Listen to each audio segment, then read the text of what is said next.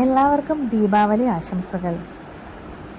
ഈ ദീപാവലിക്ക് വൈകിട്ട് ഞാൻ ജോലിയൊക്കെ കഴിഞ്ഞ് വന്ന സമയത്ത് എൻ്റെ അശോകത്തേച്ച് നിറച്ചും പൂവിട്ട് നിൽപ്പുണ്ടായിരുന്നു. അപ്പോൾ എനിക്ക് രാവിലെ ഞാൻ നോട്ടട്ടിച്ച് പോയതാണ്. അപ്പോൾ എൻ്റെ മുറ്റത്ത് തന്നെ ഉണ്ടാകുമ്പോൾ അത് പറിക്കാനും അതുപോലെ തന്നെ അത് നമ്മൾ ഭഗവാന്റെയും ഭഗവതിയുടെയും അടുത്ത് വെച്ച് പുഷ്പാർച്ചന നടത്തുമ്പോഴും അതുപോലെ തന്നെ അതിൽ മൺചിരാത കത്തിക്കുമ്പോഴൊക്കെ ഉണ്ടാകുന്ന ഒരു പോസിറ്റീവ് അത് പറഞ്ഞറിയിക്കാൻ പറ്റില്ല സത്യം പറയുകയാണെങ്കിൽ. കാരണം എന്താണെന്ന് വെച്ചാൽ ഇതിപ്പം നിങ്ങൾ കണ്ടുകൊണ്ടിരിക്കുന്ന കഴിഞ്ഞ തവണത്തെ നമ്മൾ എന്താ പറയുക ഉപയോഗിച്ചതിന് ശേഷം എടുത്തു വെച്ച മൺചിരാതകളാണ്. ഈ മൺചിരാതകളൊക്കെ എന്താണ് നിറച്ചും പൂപ്പും പിടിച്ച് അതുപോലെ തന്നെ അന്നുണ്ടായ തിരികളൊക്കെ അവശിഷ്ടങ്ങളൊക്കെയാണ് ഇതിൽ കിടക്കുന്നത്.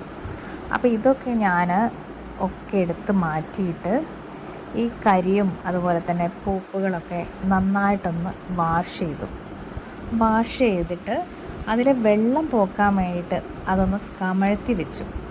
കാരണം അത് കമഴ്ത്തി വെച്ച് കഴിഞ്ഞാൽ കുറച്ചുകൂടെ ഒന്ന് വെള്ളം വലിഞ്ഞ് കിട്ടുമല്ലോ, അതിന് വേണ്ടിയിട്ടാണ് ഈ കമഴ്ത്തി വെച്ചത്. എല്ലാം കൂടെ ഞാൻ കമഴ്ത്തി വെച്ചു. ഒരുപാട് മൺചിരാതൊന്നുമില്ല, അത്യാവശ്യം. കാരണം ഇത്തവണ മഴ നന്നായിട്ടുണ്ട്, ഇടിയും മഴയും.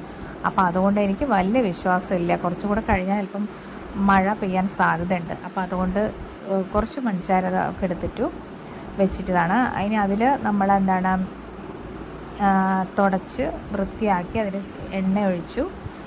അപ്പോൾ ഒരുവിധം എന്താ പറയുക, ഒരു നിറഞ്ഞ് നിൽക്കുന്ന പോലെ ഒഴിച്ചിട്ടില്ല, കുറച്ചേ ഒഴിച്ചിട്ടുള്ളൂ.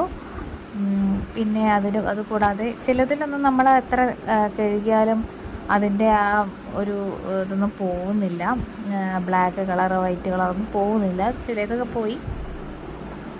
പിന്നെ നമ്മൾ എന്താ പറയുക, ഓരോ വിളക്കുകളിലും അതായത് മൺചിരാതകളിലും നമുക്ക് തിരിയിടണമല്ലോ. തിരി ഇപ്പം എല്ലാം റെഡിമെയ്ഡല്ലേ, വാങ്ങാൻ കിട്ടുന്നുണ്ടല്ലോ. അപ്പോൾ ആ തിരികളൊക്കെ നമുക്ക് ഓരോ മൺചിരാതിലും നിറയ്ക്കണമല്ലോ. ഇപ്പം എന്താ പറയുക, LED മൺചിരാത ഉണ്ട്. കാരണം വെള്ളം ഒഴിച്ചിട്ടുണ്ടെങ്കിൽ അത് കത്തും. ഇതൊക്കെ എനിക്കറിയാം, പക്ഷെ ഞാനതൊന്നും വാങ്ങിച്ചില്ല. എനിക്കെന്തോ എണ്ണ ഒഴിച്ച് അതുപോലെ തന്നെ തിരിയിട്ട് കത്തിക്കണം എന്നൊക്കെ ഒരാഗ്രഹം. അത് സാധാരണ നമ്മളെന്താണോ ചെയ്യുന്നത് അതുപോലെ തന്നെ തിരിയൊക്കെ ഇട്ട് അതുപോലെ തന്നെ കത്തിക്കുക എന്നുള്ളതാണ് ശരിക്കും ആ ഒരു ഭക്തി നിർഭരമായ അന്തരീക്ഷം എന്ന് പറയുന്നത്. ശരിക്കും അതല്ലേ. പിന്നെ മെഴുകുതിരി ഉണ്ട്, അങ്ങനെയുള്ള പല സംഗതികളും ഇപ്പം ഇന്ന് ഇറങ്ങുന്നുണ്ട്. ആളുകൾക്ക് എത്രത്തോളം എളുപ്പം ചെയ്യാൻ പറ്റും എന്നുള്ളതാണ് ആളുകൾക്ക് സൗകര്യപ്രദമാവുന്ന തരത്തിലുള്ള ഉൽപ്പന്നങ്ങൾ അപ്പം വിപണിയിൽ നിറച്ചും ഉണ്ടാകുന്നത് അല്ലേ. പക്ഷെ ശരിക്കും പറഞ്ഞാൽ നമുക്ക് കുറച്ച് നൊസ്റ്റാൾജിക്കായിട്ടും കുറച്ചുകൂടെ എന്താ പറയുക ഭക്തിയൊക്കെ ഉള്ളെന്ന് വരണമെങ്കിൽ വിശ്വാസം വേണം കേട്ടോ. അപ്പോൾ ഇതൊക്കെ ഉണ്ടാവുന്ന സമയത്ത് നമുക്ക് വളരെ പോസിറ്റീവ് ആയിരിക്കും നമ്മുടെ അല്ലേ, മനസ്സും ശരീരവും ഒക്കെ നല്ല പോസിറ്റീവായിരിക്കും. അപ്പോൾ ശരിക്കും പറഞ്ഞാൽ ഒരു 6 മണി സമയം സ്റ്റാർട്ട് ചെയ്തിട്ടേ ഉള്ളൂ. അപ്പോഴത്തേക്ക് ഞാൻ എൻ്റെ മൺചിരാത ഇവിടെ നിരത്തി കഴിഞ്ഞു. ഞാൻ പറഞ്ഞല്ലോ മഴ വരുന്നുള്ള പേടി കാരണം ഈ മതിലുകളിലോ മറ്റു സ്ഥലങ്ങളിലൊന്നും നമ്മൾ വെച്ചിട്ടില്ല. കുറച്ച് ഉള്ള സ്ഥലത്ത് സ്റ്റെപ്പുകളിലൊക്കെ അറേഞ്ച് ചെയ്തു. പിന്നെ അശോകത്തേച്ചി നേരത്തെ ഞാൻ പറിച്ചു കൊണ്ടുവന്നിട്ടുണ്ടായിരുന്നല്ലോ, അത് എന്താ പറയുക അതിനുള്ളിൽ ആദ്യം വെച്ചിട്ടാണ് പിന്നെ ചെയ്തത് കേട്ടോ. നമ്മളെ കത്തിക്കാനൊക്കെ തുടങ്ങിയത്. ഇത് കത്തിച്ചുകൊണ്ടിരിക്കുമ്പോൾ തന്നെ നല്ലൊരു രസമാണല്ലേ നമുക്ക്.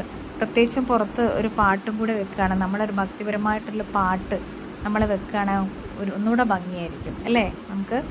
അപ്പം ഈ ഒന്നായിട്ട് കത്തിച്ചിട്ട് അതിൻ്റെ ഒരു ഭംഗി കാണാനൊരു നമ്മൾ അമ്പലങ്ങളിലൊക്കെ കാണാറില്ലേ, അതുപോലെ വളരെ നല്ലൊരു ഐശ്വര്യമാണ് അല്ലേ. വീടുകളിലൊക്കെ കത്തിച്ചാൽ കാണാം. എല്ലാവരുടെ വീടുകളിലും ദീപാവലി ആഘോഷിക്കുന്ന വീടുകളിലൊക്കെ ഇത്രയും എന്താ പറയുക, ഇതിലും കൂടുതൽ ചിലർ കത്തിക്കുന്നുണ്ടാവും, ഇതിൽ കുറച്ച് കത്തിക്കുന്നുണ്ടാവും. എന്തായാലും എല്ലാവർക്കും എൻ്റെ ദീപാവലി ആശംസകൾ.